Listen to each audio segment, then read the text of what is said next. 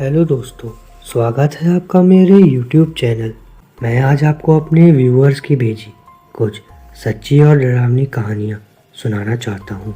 तो अगर आपको ऐसी ही भूत प्रेत, चुड़ैल, जिन्नात, ब्रह्म राक्षस और भी कई तरह की भूतों की कहानियाँ सुनने में इंटरेस्ट है तो मेरे चैनल हॉरर मिनाटी को सब्सक्राइब करना ना भूलें, ताकि मैं और इंटरेस्टिंग हॉरर स्टोरीज आगे भी आपके लिए लेके आता रहूँ।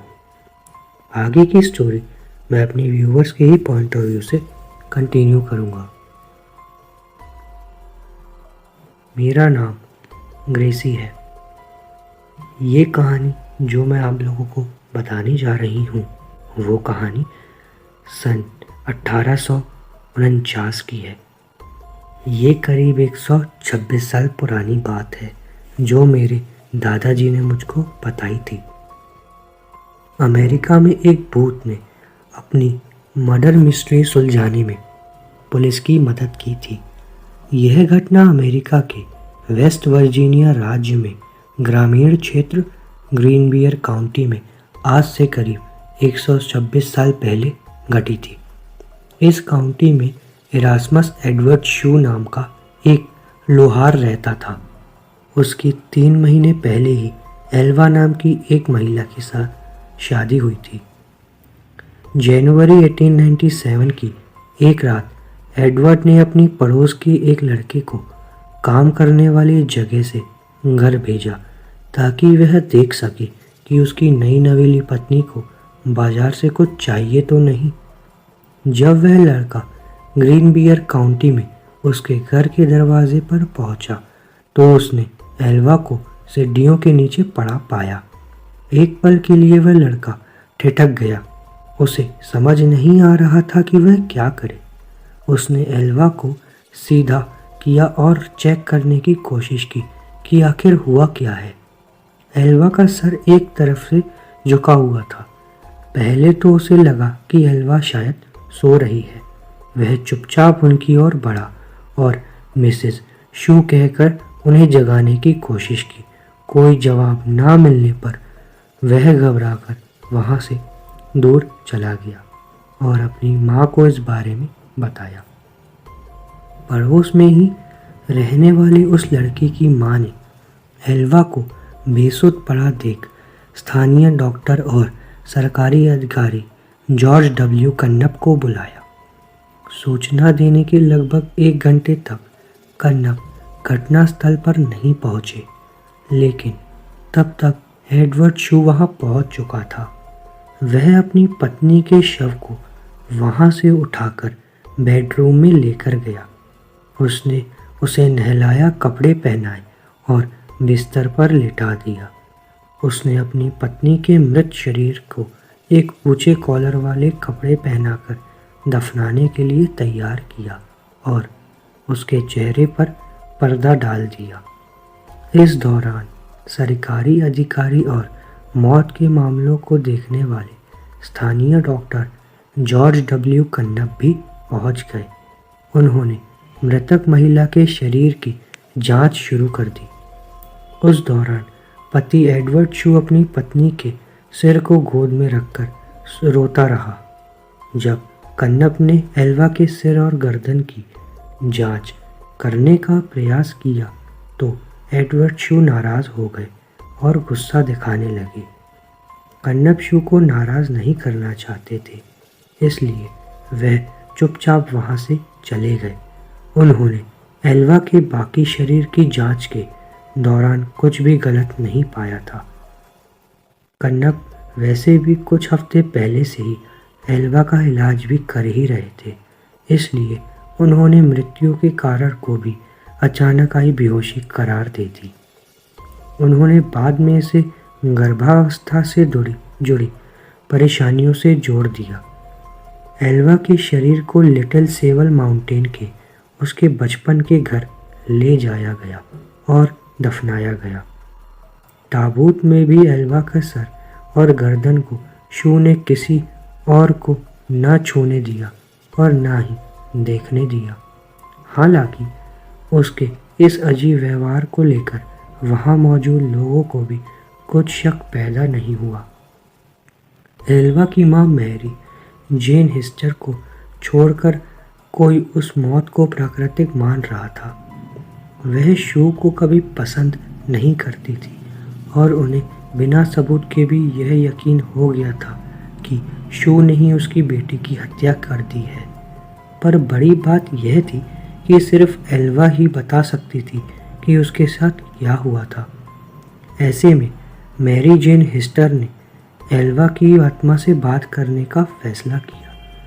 उन्होंने आत्मा को बुलाने के लिए कई विशेष पूजा और प्रार्थनाएं शुरू कर दी। कई हफ्ते तक सुबह शाम प्रार्थना करने के बाद उसे एल्वा की आत्मा से उत्तर मिला। हिस्टर ने दावा किया कि उसकी बेटी उसे अपनी कहानी बताने के लिए लगातार 4 रात सपने में दिखाई दी।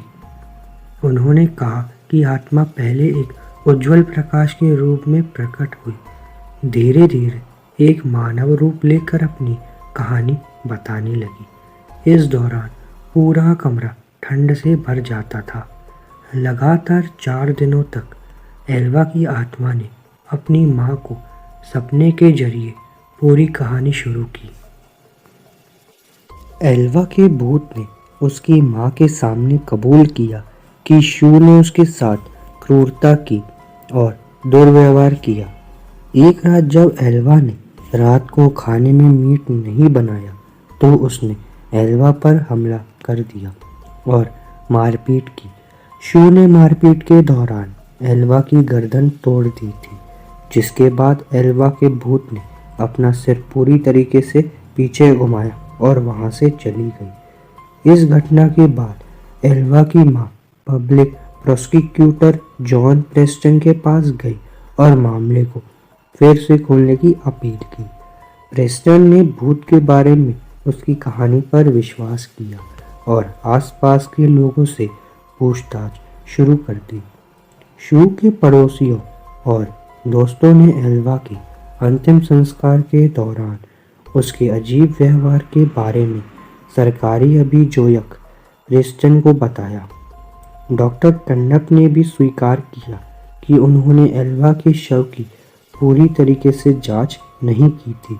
प्रेस्टन के लिए ये दोनों बयान शव के फिर से परीक्षण के आदेश को पाने के लिए पर्याप्त थे। उन्होंने कोर्ट के आदेश से शू की आपत्तियों के बावजूद शव को कब्र से बाहर निकलवाया और जांच के लिए मोर्चरी लेकर गए। एक स्थानीय समाचार पत्र द पोकाहोंटस टाइम ने बाद में रिपोर्ट किया कि गले पर उंगलियों के निशान पाए गए थे, जिससे यह पता चलता है कि एल्वा की मौत दम घुटने से हुई थी। उसके गर्दन पर गला घोटने के निशान पाए गए थे, जिससे गर्दन की नस और कोशिकाओं को काफ़ी नुकसान पहुंचा था। गर्दन की हड्डी भी टूटी हुई मिली, जिसके बाद इस मौत की विस्तृत जांच की गई और शू को उसके मौत का गुनहगार माना गया। मेरा नाम प्रियांशु है। आज जो कहानी मैं आप लोगों को बताने जा रहा हूँ वो कहानी झारखंड के दुर्गापुर गांव की है। कहा जाता है कि इस गांव में लोग होली पर रंग नहीं खेलते, क्योंकि उनका मानना है कि ऐसा करने से गांव में भयंकर महामारी और आपदा आ सकती है। कहा जाता है कि 9000 की आबादी वाले इस गांव में लोग अपने मरे हुए राजा के आदेशों का अभी भी पालन किया करते हैं और इस डर से सहमे हुए रहते हैं कि अगर उन्होंने राजा की आज्ञा का पालन ना किया तो मरा हुआ राजा उनके गांव में आकर तबाही मचा देगा। इस गांव में एक कहानी प्रचलित है। लोग कहते हैं कि 100 साल पहले दुर्गापुर नामक इस गांव में दुर्गा प्रसाद नाम के एक राजा का शासन था। उन्हें होली का त्यौहार बेहद पसंद था, लेकिन एक रोज़ होली के दिन ही राजा की बेटे की मौत हो गई। उसके बाद में से गांव में जब भी होली का त्यौहार मनाया जाता था, वहाँ या तो सूखा पड़ जाता था या महामारी फैल जाती थी, जिसमें सैकड़ों लोग मारे जाते थे। महामारी से तंग आकर राजा ने समस्त प्रजा को होली का त्यौहार न मनाने का आदेश दे दिया। लेकिन कुछ सालों बाद इत्तेफाक से उस राजा की भी मौत होली के दिन ही हो गई। उसके बाद से ही यहाँ होली का त्यौहार ना मनाने की परंपरा बनाई गई, जो अब तक चली आ रही है। उनका मानना है कि अगर राजा के आदेश की अवहेलना की तो उनका भूत गांव में आकर तबाही मचा देगा। नमस्ते दोस्तों, मेरा नाम रश्मि है। ये कहानी जो मैं आप लोगों को बताने वाली हूँ, ये कहानी मेरी दादी की एक फ्रेंड के साथ हुई थी। तो बात कुछ ऐसी है कि गुजरात राज्य के जिला जामनगर के नगर जाम खंबालिया की यह घटना है। आज से करीब लगभग 60 वर्ष पहले जाम खंबालिया नगर में नागरपाड़ा विस्तार में पमीना बहन और शांता बहन के परिवार रहा करते थे।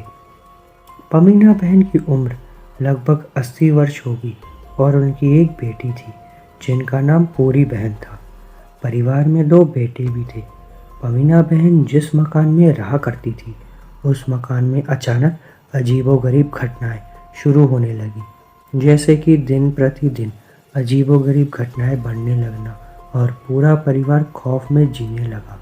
पमीना बहन के परिवार ने पाठ पूजा, मंत्र हवन करने से लेकर ओझा ज्योतिष सभी के दरवाजे खटखटाए, पर पारलौकिक भूतहा घटना घटने की बजाय और ज़्यादा बढ़ने लगी। अंत में हार कर पमीना बहन और उनके परिवार ने घर छोड़कर वहां से चले जाने का फैसला किया। पमीना बहन और उनकी बेटी अपना सामान बांधने लगी। तभी उनके पड़ोसी शांता बहन आई और समझाया कि घर छोड़कर जाना कोई उपाय नहीं है, समस्या से भागने के बजाय उनका सामना करना चाहिए।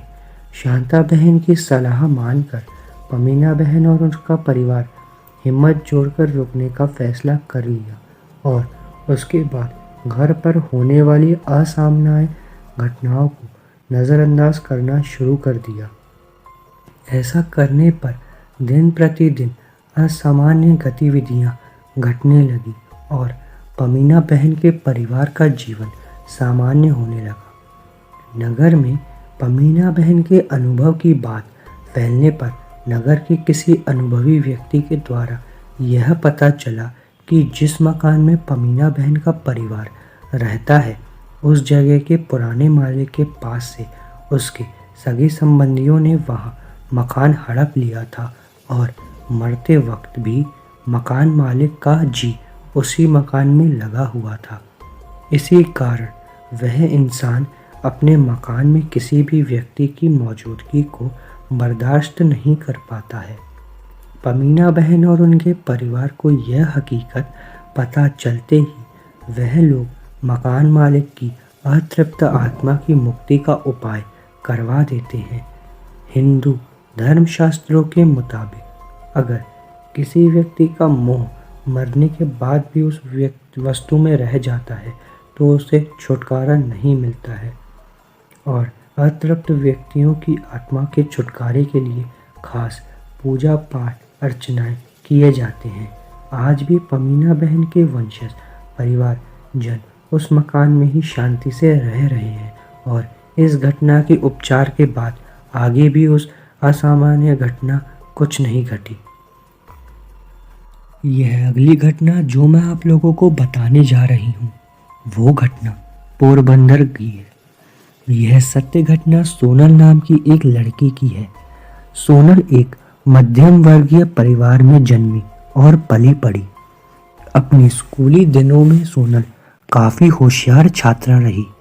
घर में माता पिता की हर बात मानना और घर परिवार के कामकाज में हाथ बटाना सोनल का स्वभाव था। जब सोनल 12वीं कक्षा में थी तब तक एक दिन अपनी सहेली के साथ पोरबंदर के समंदर किनारे घूमने गई। समंदर किनारे दोनों सहेलियां पानी में पैर भिगोने और बातें करने में मस्त थीं। तभी अचानक समंदर की ओर एक तेज हवा का झोंका सोनल की ओर आया और पलक झपकते ही वह हवा का झोंका जैसे उसके शरीर के आर पार होकर गुजर गया हो। इस घटना से सोनल बुरी तरीके से डर गई, क्योंकि सोनल को उस हवा के झोंके के साथ हूबहू अपने जैसी दिखने वाली लड़की भी दिखी थी, जो सोनल के शरीर के साथ टकराकर सोनल के शरीर से आर पार निकल गई थी। उस वाकये के बाद सोनल की जिंदगी ही बदल गई। खाते पीते, सोते जागते, दिन रात, सुबह शाम सोनल को वही लड़की नजर आने लगी। अपने जैसी दिखने वाली लड़की को देखकर सोनल खूब घबरा जाती, रोने लगती और कई बार डर के मारे बीमार भी पड़ जाती।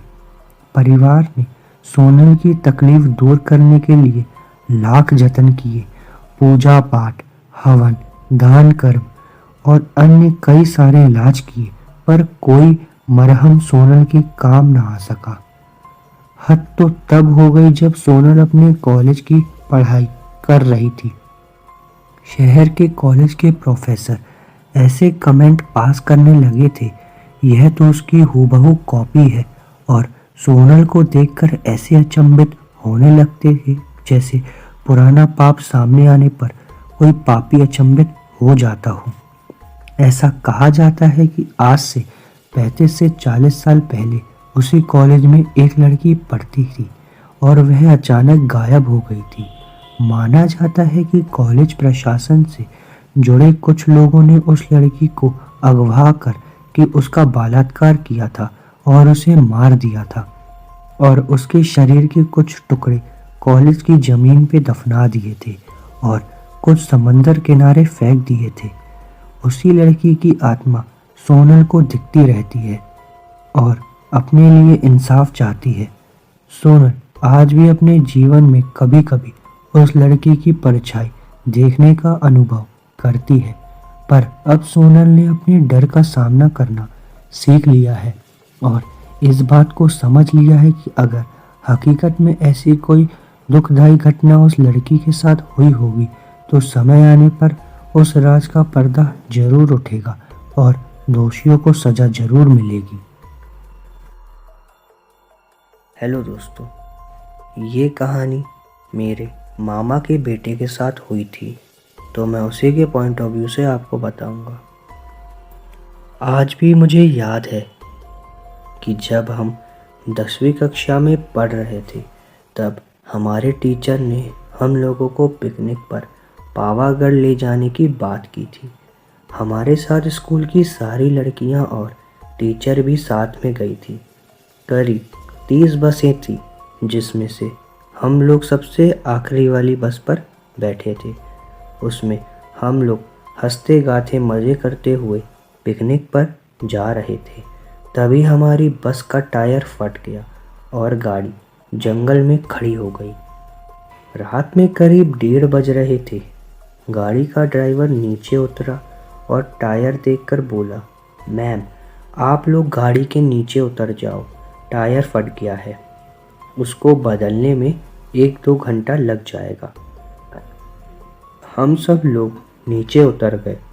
तभी उसने बोला, पास में एक ढाबा है, वहाँ पर चाहो तो आप लोग जाकर बैठकर आराम कर सकते हो, चाहो तो चाय पानी भी ले सकते हो, तब तक मैं गाड़ी का टायर बदल कर आ जाऊँगा। हम लोग पैदल चलकर ढाबे तक गए तो वहाँ एक बूढ़ा आदमी चाय बना रहा था। हम लोग चाय पी रहे थे कि मेरी नज़र ढाबे के ऊपर गई तो मैंने देखा कि जैसे कोई सफ़ेद साड़ी पहनकर, बाल खोलकर, लाल कलर की लाली लगाकर ज़ोर ज़ोर से हंस रही थी। मैंने डर के मारे आंखें नीचे कर ली और नीचे देखने लगी। तभी कोई के चिल्लाने की आवाज़ आई। बूढ़ा आदमी हम लोगों को बोला, आप लोग यहीं पर बैठो, मैं अभी देखकर आता हूँ कि आवाज़ कौन लगा रहा है। इतना कहकर वह जंगल की तरफ दौड़ता हुआ चला गया। हम तो पहले से ही डरे हुए थे, अब तो मानो शरीर का खून भी सूख गया था। उसी समय हमारी एक सहेली को खून की उल्टियाँ होने लगी। उसको छोड़कर हम लोग भाग भी नहीं सकते थे। इतने में एक टीचर ने बोला, सब लोग आग जलाकर उसके सामने बैठ जाओ और सब लोग एक साथ ही बैठना, याद रहे कि कोई अकेले कहीं उठकर ना जाएगा। हम लोगों के दिमाग को मानो किसी के हथौड़े से पीटकर बंद कर दिया हो। हमारा दिमाग काम करना बंद हो चुका था कि मैं अब क्या करूं। ऐसे देखते देखते करीब रात के 3 बज गए थे। तभी वह बूढ़ा आदमी जंगल से आ गया और बोला कि यहाँ पर जो आवाज़ आप लोगों ने सुनी थी वह भूल जाना, वरना आप लोग पूरी ज़िंदगी रोते रहोगे। इतने में ड्राइवर भी आ गया और हम लोग दौड़कर बस में बैठ गए और अपने अपने मन में महामृत्युंजय का जाप करने लगे। टीचर ने बोला कि अब यहाँ कोई बातचीत नहीं करेगा जब तक कि सुबह ना हो जाए। हम लोग एक हफ्ते के बाद पिकनिक से लौटकर जब स्कूल में सबसे मिले तो यह घटना सबको बताने लगे। आज भी जब हम सुनते हैं कि हमारे बच्चे पिकनिक जा रहे हैं, तब हमें हमारी पुरानी घटना याद आ जाती है कि कैसे हम लोग बच बचा के निकल गए थे। आज भी हमें पिकनिक के नाम पर बहुत डर लगता है। हेलो दोस्तों, मैं आयुष आपको अपनी एक सच्ची डरावनी कहानी के बारे में बताना चाहता हूँ। सुबह का समय था। मैं अपनी बालकनी में खड़े चाय पी रहा था कि तभी मेरे सामने वाली खिड़की में नज़र गई। मुझे खिड़की में एक लड़की नज़र आई। वो फ़ोन में व्यस्त थी। मैं उसे घूरे ही जा रहा था। पता नहीं जाने उसमें एक आकर्षण सा महसूस हो रहा था, मानो मैं उससे पिछले जन्म से जानता हूँ। कि तभी उसकी नज़र मेरी तरफ आ गई। हड़बड़ाहट में मेरा चाय का कप नीचे गिर गया। मुझे कप टूटने का बहुत दुख हुआ। मैंने फिर उस लड़की की ओर देखा, पर वहाँ कोई नहीं था। मैंने सोचा कि शायद वो चली गई है। चलो मैं भी चलता हूँ। चाय तो नसीब नहीं हुई और ना ही लड़की। मैं चाय का शौकीन था। मैं दिन में 4 या 5 कप चाय पी लेता था। इतना सोचते हुए मैं घर के अंदर आ गया कि तभी दरवाजे पर घंटी बजी। मैं दरवाजे की ओर जाने लगा और दरवाज़ा बोलते हुए खोला। हाँ जी, बोलिए, क्या काम? मेरी बात पूरी ही नहीं हुई थी कि मैं किसी को भी दरवाजे पर ना देखकर हैरान हो गया। शायद कोई बच्चा मेरे साथ मस्ती कर रहा होगा। मैं दरवाज़ा बंद ही करने वाला था कि मेरी नज़र नीचे चाय के कप पर पड़ी। मैंने बिना कुछ सोचे समझे कप को उठा लिया और इधर उधर देखने लगा। पूरे फ्लोर पर मुझे कोई नहीं दिखा। मैंने आवाज़ भी दी पर कोई जवाब नहीं आया। फिर मैं अंदर आ गया। मैंने चाय को ठंडा होने से पहले ही मैं उसे पी गया, पर मैं अभी भी सोच रहा था कि चाय का कप किसने रखा होगा, क्योंकि इस फ्लोर पर मेरे अलावा तो बाहर दादा और दादी जी रहते हैं। पर वह क्यों मुझे चाय का कप देंगे?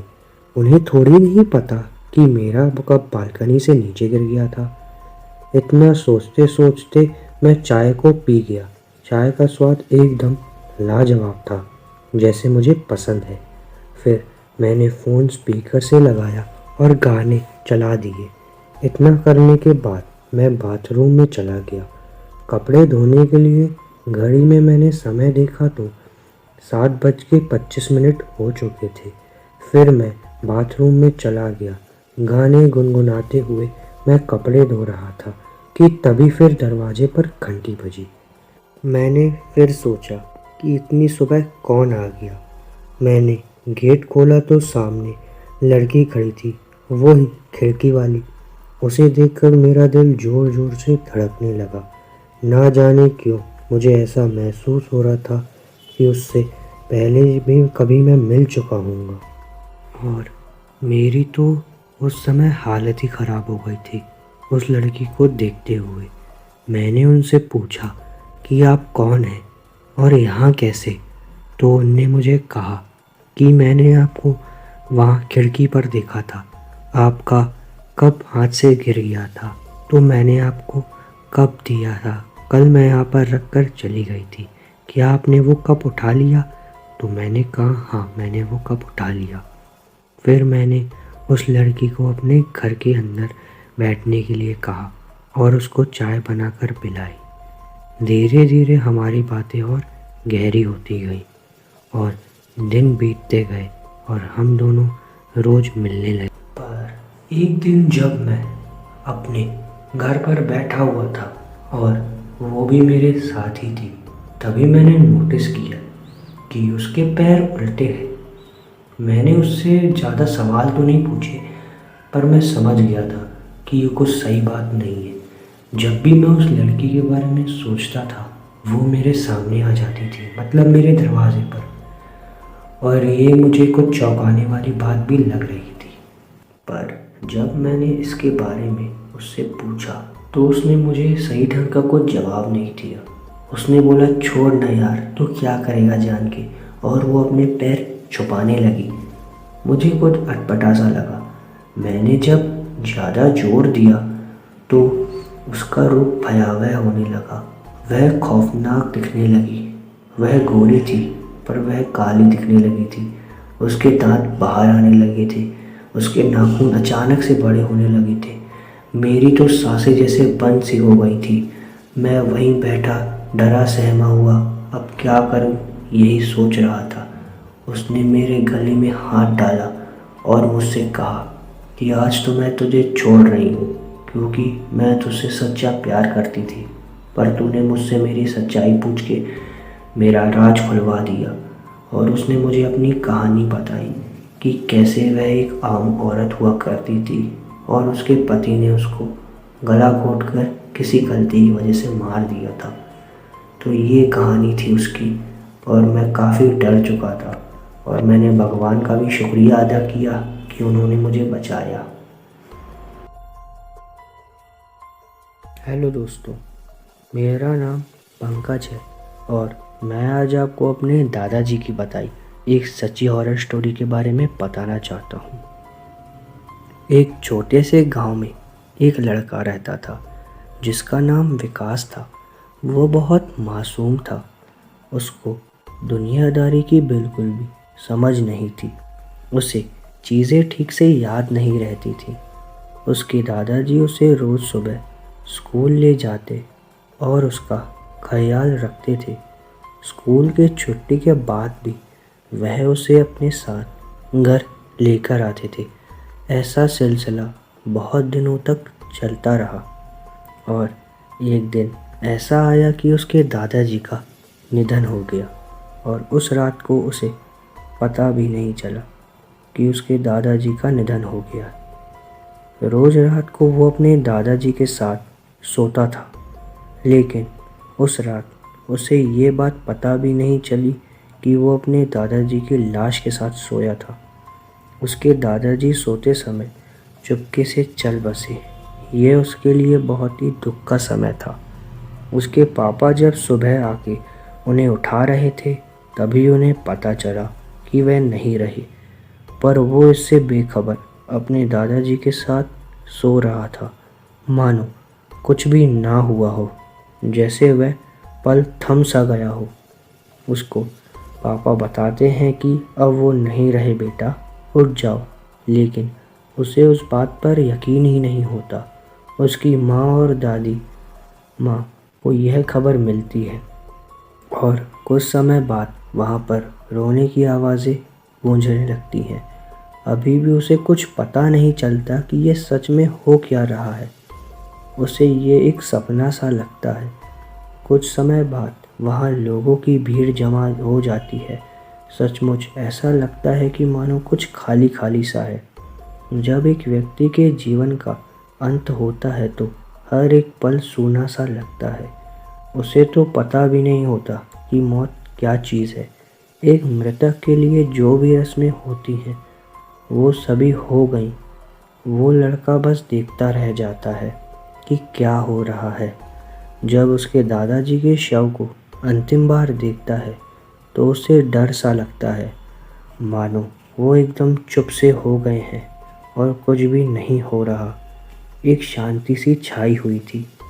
कुछ समय के बाद उसे दफनाने के लिए लेके जाया जाता है और उसे ज़मीन के नीचे डाला जाता है। वो बस सोचता है कि वह लोग उसके दादाजी को कहाँ ले जा रहे हैं। कुछ समय के बाद उसकी आंखों से उसके दादाजी ओझल हो जाते हैं। उस भयानक दिन को याद करके उसे नींद नहीं आती। वो अजीब अजीब से ख्यालों में खोया रहता है। वो सोचता है कि दादाजी को भूख प्यास नहीं लग रही है, वो सांस कैसे ले रहे होंगे, उन्हें बाहर कब निकालेंगे ये लोग, उन्हें ठंड गर्मी सी लग रही होगी शायद, उनमें से कौन बात करता होगा उनसे दिन रात, वह बस लेटे ही रहते हैं। पर उसने सोचना बंद नहीं किया, वह सोचता रहता था। एक दिन उसके सपने में उसके दादाजी आए और वो डरावने दिन उसे याद आ गए जब उन्हें ज़मीन के अंदर ले जाया जा रहा था। उसका दिल ज़ोर ज़ोर से धड़कने लगा। सपने में उसके दादाजी उसे अपने पास बुला रहे थे। कई दिनों तक ये बुरे सपने उसके दिमाग में बैठे हुए थे। स्कूल में भी बस वो अकेला ही रहता था।